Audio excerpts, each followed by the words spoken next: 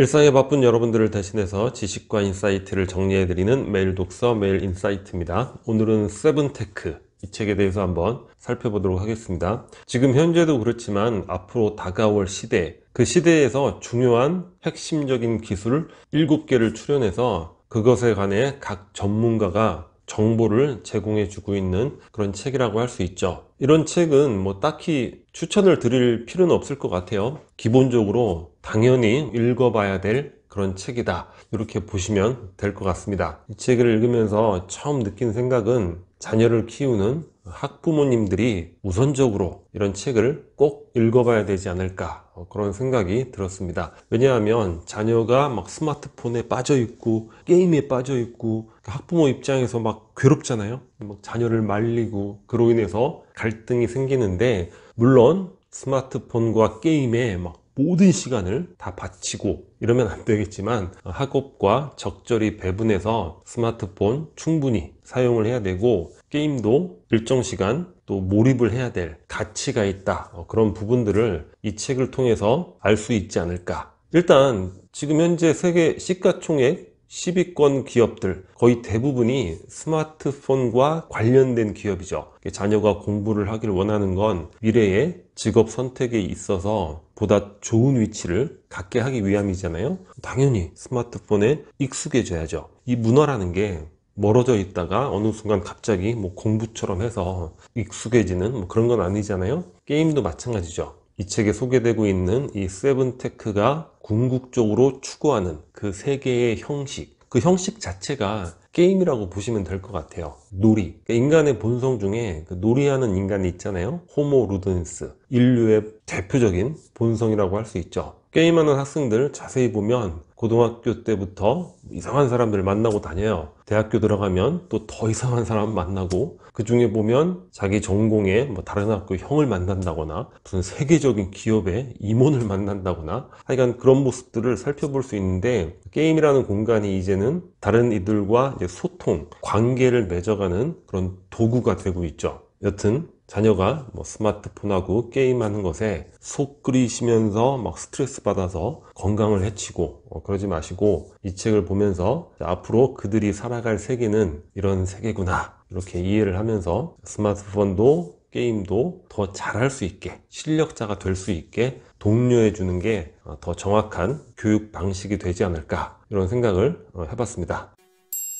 이 책은 기술에 대한 설명으로 주로 이루어져 있기 때문에 그 내용들을 어떻게 설명하기가 어렵죠. 그래서 책의 전반적인 내용은 각자 읽어보시는 걸로 하고, 이 책을 읽으면서 느꼈던 것들 몇 가지만 살펴보도록 하겠습니다. 일단 실리콘밸리 이야기인데, 이 이야기는 기존에도 한 2번 정도 드렸던 것 같아요. 근데 이게 뜬금없이 실리콘밸리에서 세계적인 테크 기업들이 나타난 게 아니라 세계적 테크 기업이 나타날 수밖에 없는 그런 문화적 토양을 실리콘밸리, 그러니까 미국 서부 지역이 가지고 있었다, 이렇게 보시면 될 것 같아요. 실리콘밸리의 문화적 바탕이 대항문화, 반항문화죠. 당시 세계를 휩쓸었던 68혁명, 그것과 일맥상통하는 문화라고 할 수 있죠. 우리는 서구 사회라고 하면 원래부터 자유분방하고 억압도 덜하고 뭐 이렇게 생각을 하는데, 그렇지 않아요. 68년도 전에는 그 자유분방한 프랑스도 굉장히 권위적인 그런 사회였어요. 지금 우리보다도 훨씬 더,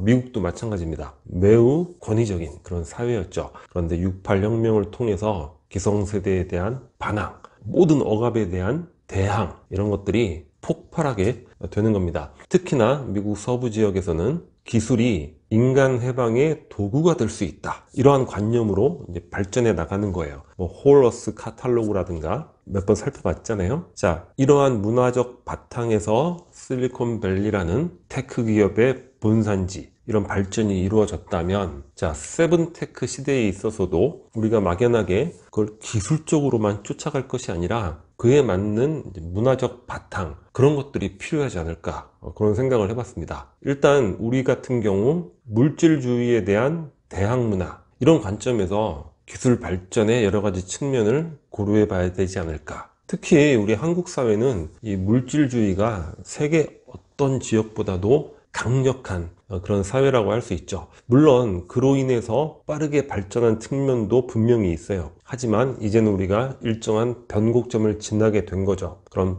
강력한 물질주의적인 욕망이 오히려 발전의 발목을 잡는 이런 일이 발생하게 되는 거예요. 일종의 자유분방함, 실험정신 이런 것들의 억압 기제로 작동을 할 수 있잖아요. 그래서 이 세븐테크가 그로부터 우리를 해방시키는 방향으로 연구되고 노력되는 것, 그러한 문화적 토양이 필요하지 않을까. 많은 이들이 대안적인 삶을 꿈꾸지만 너무나 이 물질주의가 공고하기 때문에 실행할 수가 없는 거죠. 개인의 시도도 중요하지만 환경이라는 거는 그보다 훨씬 더 중요하잖아요.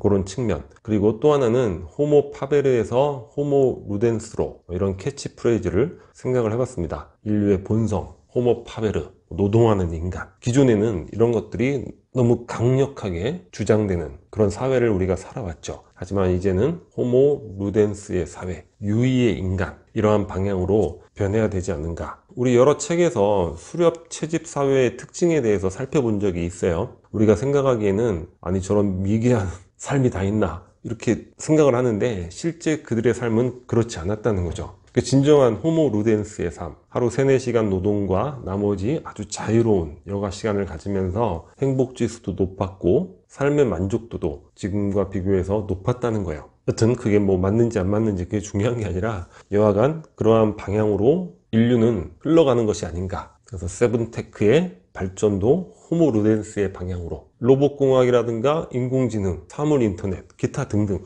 모든 것들이 호모 파베르를 대체해 주는 거잖아요. 그러면 남는 것이 우리에겐 호모 루덴스의 삶이 더 많은 비중으로 남게 되는 거죠. 마지막으로는 인류 고통에 대한 구원, 이런 관점에서 세븐테크를 어떻게 구현할 것인가. 인류의 고통, 너무나 많은 여러 가지가 있죠. 예를 들면 노년의 삶, 홀로 고독하고 외롭고 그것에 대한 구원으로 반려로봇 이런 개발이 또 한참 시도되고 있잖아요. 매우 쉬운 부분인데 이러한 차원에서 여러 가지들, 우리가 사실 교육으로 인해서 고통받는 경우 많죠. 공부 자체도 고통이 될 수 있지만 학교 교육이라는 게 또래 애들을 수많은 애들을 한 곳에 몰아넣다 보니까 이 물리적 충돌, 학교 폭력, 왕따 이런 것들이 발생하는데 메타버스 학교를 만들어서 이러한 물리적 충돌 없이도 효과적인 교육과 즐거운 유대를 만들 수 있는 이러한 생각들, 인류 고통에 대한 구원으로서의 세븐테크. 그러니까 우리나라가 이 세븐테크의 여러 측면에서 앞서 나가는 부분이 있단 말이에요. 단순히 그거를 기술적인 차원에서 앞서가자 이런 것이 아니라 문화적 토양, 우리가 콘텐츠가 상당히 우수하잖아요. 그런 우수한 콘텐츠를 이러한 3가지 측면으로 잘 버무려서 기획해서 노력해 나간다면 훨씬 더 차별화되고 수준 높은 세븐테크의 기술을 구현해낼 수 있지 않을까,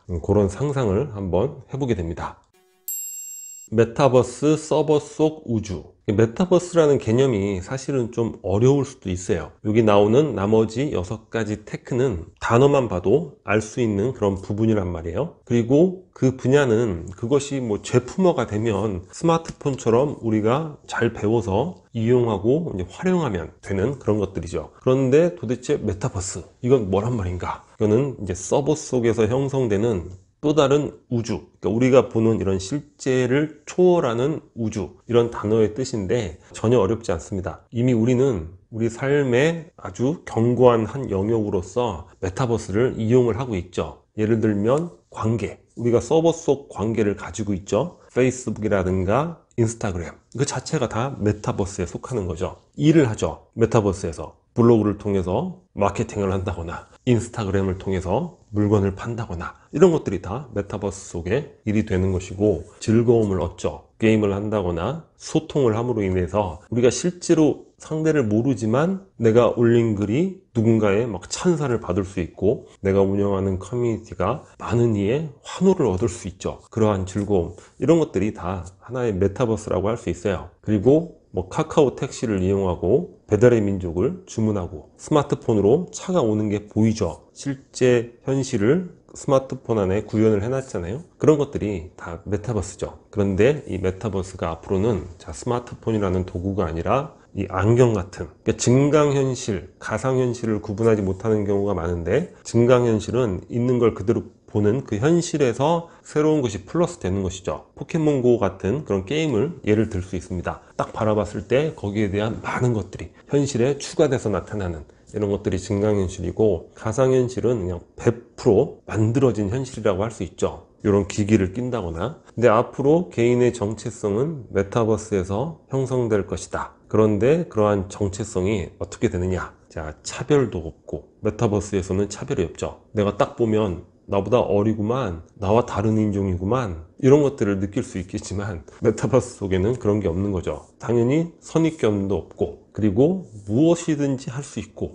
누구든 될 수 있는 그런 곳이 앞으로 출현할 메타버스 속 우리의 삶의 모습이 될 수 있다는 거예요. 여튼 세븐테크의 결합체, 종합예술인 메타버스를 아까 말씀드렸던 우리만의 문화적 토양, 물질주의에 대한 대항문화, 그다음에 호모 루덴스로의 전환, 인류 고통에 대한 연민, 구원, 이런 관점에서 보다 큰 이상을 갖고 우리의 젊은이들이 많이 도전을 하면 좋은 결과 얻을 수 있지 않을까, 그런 생각을 해보게 됐습니다. 오늘 영상은 여기서 마치도록 하겠습니다. 여기 K커처가 구독 버튼이고요. 구독과 좋아요 많이 부탁드리겠습니다. 감사합니다.